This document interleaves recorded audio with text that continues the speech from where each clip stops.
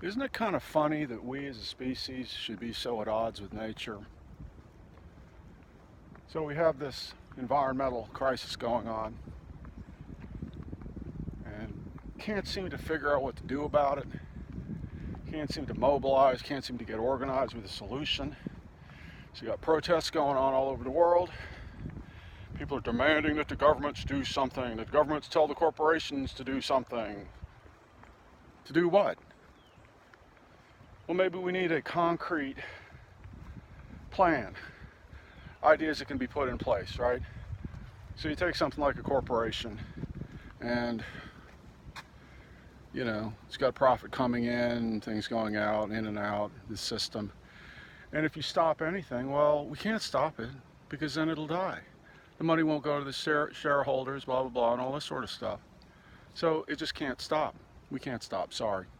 Doesn't matter if the governments tell you to or not. So, hold on. So anyway, where were we? Just talking to those guys back there. They're marking off some property here so they can saw the motherfucking trees down. Yeah. So anyway, oh yeah, so you got a problem. You got this corporate system, can't be stopped, can't be put on pause. Well, for example, what do you do when the patient, a human being or a dog, needs a heart operation? Well, you stop the heart. You figure out a process to stop the heart, you do what needs to be done, then you restart it. Sometimes the patient doesn't wake up.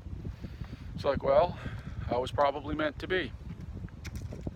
So at any rate, you can protest all these things as much as you want, but if you can't creatively put forth a plan on how to solve these problems, then you can protest all that you want to.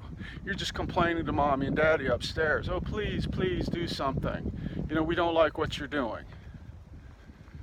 So anyway, in the case of the environment, climate catastrophe, you might think, well, what does Hoffman know about any of this stuff? Why should we listen to him? He's not an expert, he's not a climatologist, da-da-da, all this stuff. It's like, well, I'm not prone to bragging. I've read more books on more different subjects than anyone I've ever known. So it could be science, it could be biology, it could be psychology, it could be art, it could be history, it could be all kinds of things. I've had massive libraries, bought them, sold them, read them, digested them, and so I'm familiar with a lot of different fields, a lot of different skills, methodologies, and so on. So what do you do about the climate problem? How do you approach it on a, say, psychological level, for example? Well, everything out there is nature. Black holes, stars, planets, all this stuff, asteroids, trees, fish, animals, our bodies. It's all nature, except for one thing. What's going on up here? Because what's going on up here has nothing to do with what's out there. It's its own world.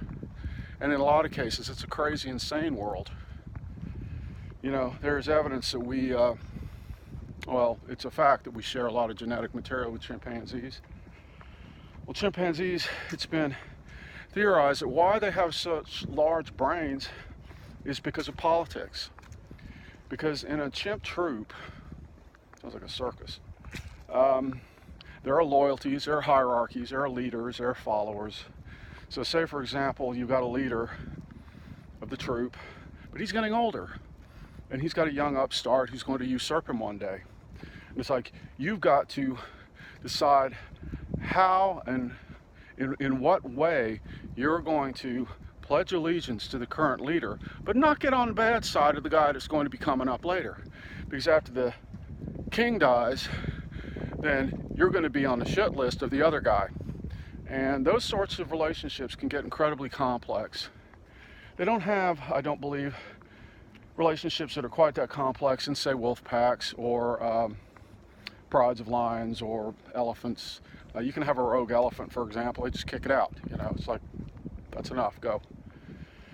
So anyway, you've got the madness going on in our heads, which is essentially a disconnect from nature. So the body itself is nature. Our body is nature. We're, in a sense, renting it. We're borrowing it. our consciousness up here. Well, the consciousness is not the same as the mind and the intellect. But anyway, all that's going into a big subject, dealing with the psychology of everything. So anyway, to go back to the nuts and bolts of our culture, or our civilization as it's called, exploitation of nature at every turn. There's a lot of blame being put forward by protesters. You know, it's like, it's your fault, it's this generation's fault. And, well, yeah, it is. But you know, these processes were put in place centuries ago. When the Romans created toilets and plumbing and all these other things, and lead pipes and concrete and all that, that was the beginning of it. They had no idea what was coming. The Industrial Revolution happened. They had no idea what was coming. Yeah, it was pretty polluted in London or whatever, but it's like they had no idea that it could potentially be so catastrophic to the entire planet. So, what do we do? Well, nature as a living thing has been covered over, eradicated, poisoned, cut down by us in pursuit of wealth and natural resources and such, so on. So anyway, if you took, say, super glue and started drawing little lines on your body, you know, all over, oh, here, here, here, here, pretty soon you'd die. Your body wouldn't be able to breathe anymore. And that's essentially what we're doing to the earth. So, before I get to cars, roads, it's like there are a lot of roads out there that aren't necessary. They need to be torn up. Okay? And when it comes to roads, we have this idea, oh, you got to drive everywhere to get everything that you need. You got to do, you know, bring up stuff from South America so we can eat avocados. You got to, you know, bring the meat 2,000 miles. You got to do all this stuff. And the real truth is, and a lot of people really go against this, they say, oh, you know, we have to have industrial farming because it's the only way we can feed the earth. Baloney. You can grow all the food that you need to support yourself, to live on, with few exceptions, on less than an acre of land. Yeah, it's called permaculture. People do it all the time. So anyway, several things. So roads, structures, houses. We have houses, 2 people living in them. I went to one the other day, a couple of weeks ago actually. Biggest house I'd ever been in, 20-foot ceilings. Went on forever. I said, your house is pretty big. And he said, yeah, it's such a hassle. Having to walk from one end to the other takes forever. You know, 150 people could have lived in that house. And they're renting, heating and cooling and running light bulbs all day in this immense thing. For what? You know? So anyway, houses. I lived in a house in England that was gigantic. It was maybe not that size, but it was huge. 4 stories, Victorian mansion type thing. And I went back to look at it when I was over there a few years ago. It had all been subdivided into apartments. It's like over here we have suburbia with all this wasted space, heating all these areas, cooling them, you know, for no good reason. It's like you take a house that's got 2 or 3 people living in it, you could have 15 or 20 people living in there. And I know what you're thinking. It's like, oh God, we wouldn't be able to put up with having other people around. You know, that's our disease, that's our sickness. Because when you see people come here, say from South America or Mexico, you know, they got 20 people living in the same house. They all get along fine. Why is that? Because they love each other. They're a family. That's why. So over here, we've got this suburban idea that, oh, we've got to have our own house, you know, and it basically drives people apart. So say, for example, you had a government mandate that everyone's got to squeeze into the same house and a whole bunch of houses are going to be destroyed. Good idea. It's like, well, how are they all going to get along together? Good question.